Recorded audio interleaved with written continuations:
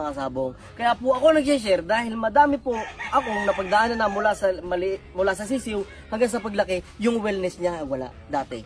So ngayon, medyo nag-i-improve naman po dahil sa ating mga nag-guide sa atin. Tulad na lang, Sir Baby Canilas. Pagdating po sa breeding, napakalupit po niyan. At nagtuturo po siya ng for free.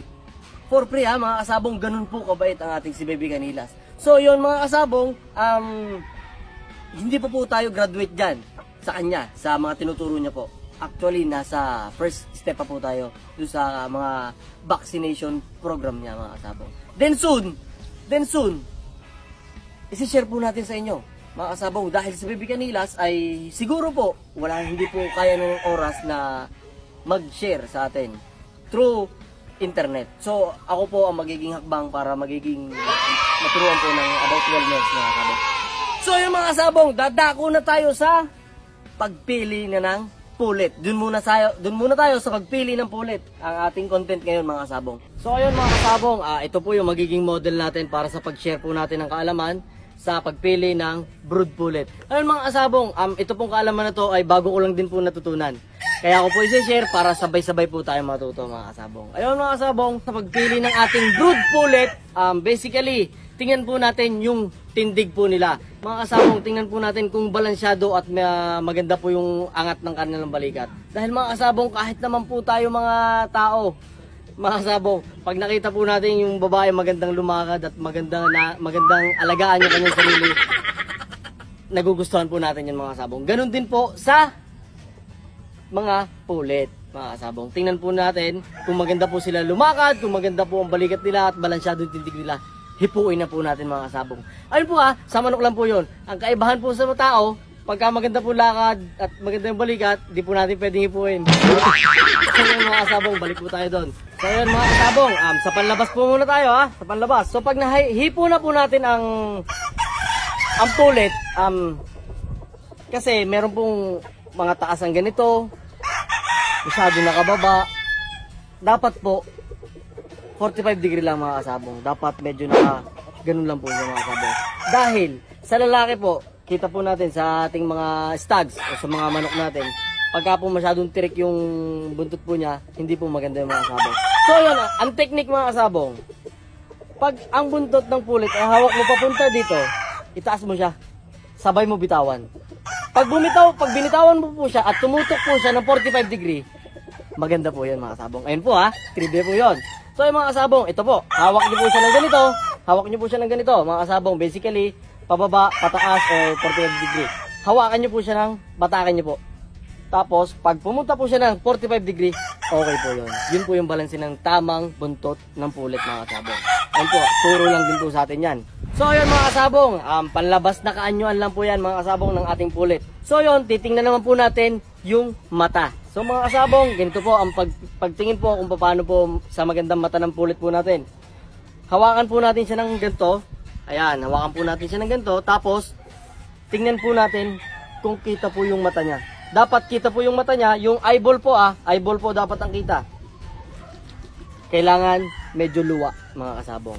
Medyo luwa po, hindi po dapat lubog yung ganito. Dahil once na lubog po yung ganito niya, yung sa niya, naggaling po sa sakit yan. So kailangan dapat po nakaganito, tingnan po natin yung mata niya dahil mamanahin din po ng magiging anak niyang lalaki yan. Ang maganda po sa luwa daw po yung mata, mamanahin po ng anak niyan, then besides sa laban niya po, pag po nakahanda yan, may manok po na nakatigil lang, pero yung mata niya umiikot. Yung mata niya sakop hanggang halos yung likod niya. Kaya pag atake ng kalaban, kita niya po kung paano siya magre-react at kung paano siya haharap. Yun po yung dahilan kung bakit kailangan po kita yung eyeball ng ating pulit. Mga kasabong, ayun tip din po yan para sa pagpili ng ating pulit mga kasabong. Ayun mga kasabong, usually tumitingin din po tayo sa pagkapula ng mata. Ayun, nakakaakit po yung mapula yung mata. Pero yung pagkapula po ng mata mga kasabong, nasa bloodline po yan. Kadalasan po ang mapula mata mga hatches. Yan, mga Gilmore hatch, mga battle crosses ng sweater Gilmore. Yan po yung mapupula yung mata. Dahil pag sinabi po natin mapula, maganda nang gamitin. Maling-mali po yan dahil hindi po yan ang basihan ng ating mga brood pullet mga kasabong. Dahil may mga manok din po tayo na hindi masyado mapula at masyado maitim naman. Paano naman po yung mga yun mga kasabong? Tulad po ng mga golden boy sweater, 5K sweater, ang tunay po niyan hindi po masyadong mapula yung mata. Ito po ang Boston Raptor natin, hindi po masyadong mapula mata. Yan mga kasabong. Dahil ang pagkapula po ng mata ay nanggagaling po sa mga hatches na blood lines. Yan mga kasabong. Tapos yan mga kasabong, pag nahawakan na po natin yung pulit natin, hawak na po natin, kapain po natin yung kanyang balakang. Kailangan hindi po masyadong mabalakang yung ating gagamiting brood pullet. Dahil mamanahin din po, tulad natin sinabi natin kanina, mamanahin po yan ng ating mga panlaban na manok. Dapat po, ang maganda po sa atin, yung balikat. Dapat maganda po yung alsa ng balikat niya. Kaysa sa alsa, may balakang po talaga. Hindi naman po mawawala yung balakang na yan. Pero hindi po dapat masyadong malaki yung balakang ng ating pullet. At another tip mga kasabong, pag nahawakan nyo na yung brood pullet na type nyo, tingnan nyo din po yung pailalim naman mga kasabong. Titingnan mo naman po kung balanse yung paa niya sa silong niya. Mga kasabong, ito po, iharap po natin yan. Dapat po, pantay yung sa silong niya mga kasabong.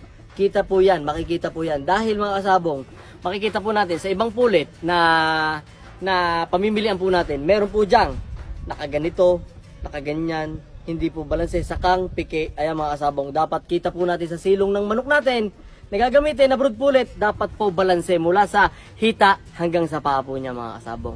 Ito naman po mga kasabong, kadalasan po nakikita po natin sa mga hawak na mga stags po natin o sa mga manok po natin, ginaganito po nila yung paa. Ayan, dapat po talaga maluwag. Yan mga kasabong, dahil sa pullet po talaga dapat tinitingnan. Tsaka sa brood stag, yan mga kasabong, pag tiningnan po ito, dapat po siya luwag. Bakit mga kasabong? Pag ginanto nyo po ang mga manok nyo, yung mga brood pullet po natin, at nagre-react po siya, napagaspas po siya, nasasaktan po yan mga kasabong. So dapat po talaga luwag po yung pagkakaganto niya. So tingnan din po natin yung balat niya dito mga kasabong. Yung balat niya dito sa ganito, sa singit po. Dito sa singit ng mga brood pullet. Dapat po wala po masyadong nahihigit kayong balat. Dahil pagka may nahihigit po yung balat, para po ang mamanahin po ng anak ng ating mga pullet ay short cutting po mga kasabong. Parang sa short po natin mga kasabong, pag low waist po tayo, hindi po tayo masyadong makakatadyak. Ganun din po sa manok. Pagka po mataas po, tama po, di ba? Pag mataas po yung ganito natin, makakatadyak po tayo ng maluwag, di ba? Ganun po eh. Tapos, pagka low waist naman, mahihirapan po tayo gumalaw. Ganun din po yung sa ating brood pullet at sa brood stag po natin mga kasabong.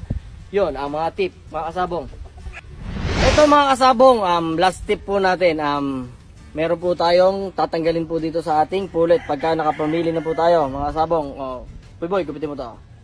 Gupitin mo to. Baka mong balat naman ano. Pa, to.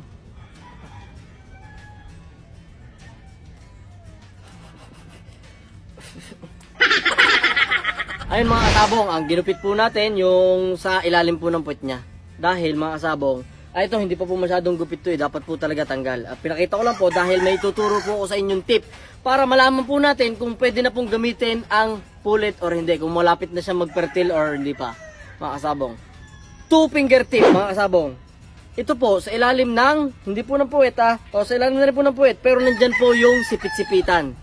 Mga kasabong, yung sipit-sipitan po at sa dulo po ng pitso. Ito po, kailangan kasya po yung dalawang daliri natin. Mula sa sipit-sipitan hanggang dito sa dulo ng ating pitso. Kailangan kasya na po yung dalawa nating daliri. Yan mga kasabong, yung dalawang daliri natin. Kasya na dun sa ilalim ng sipit-sipitan at dulo ng pitso. Yun, nandun na po. Malapit na po siya magfertile. Pwede na po natin siyang gamitin mga kasabong. 2 finger tip, mga kasabong, wag nyo pong ipapasok. Huwag nyo pong ipapasok. Baka sabihin nyo, kasabong, bakit naman po yun? Nasugatan po yung aking babae. Ano bang ginawa mo? Pinasok po. Mali po yun, mga kasabong. Ito lang po, idadampin nyo lang po dito. Dapat po, kasya na po siya dito. Para malapit na po nating magamit or pwede na po nating gamitin yung ating brood pullet, mga kasabong. Ayun mga kasabong, nakapagbigay na tayo ng ating mga tips para malaman natin kung okay ba yung ating bibilhin o ating hihiramin o hihingin po natin, piliin po natin, hawakan natin, ipuin natin yung mga gagamitin po natin. Dahil mga kasabong, iba po ang may alam. Marami po tayo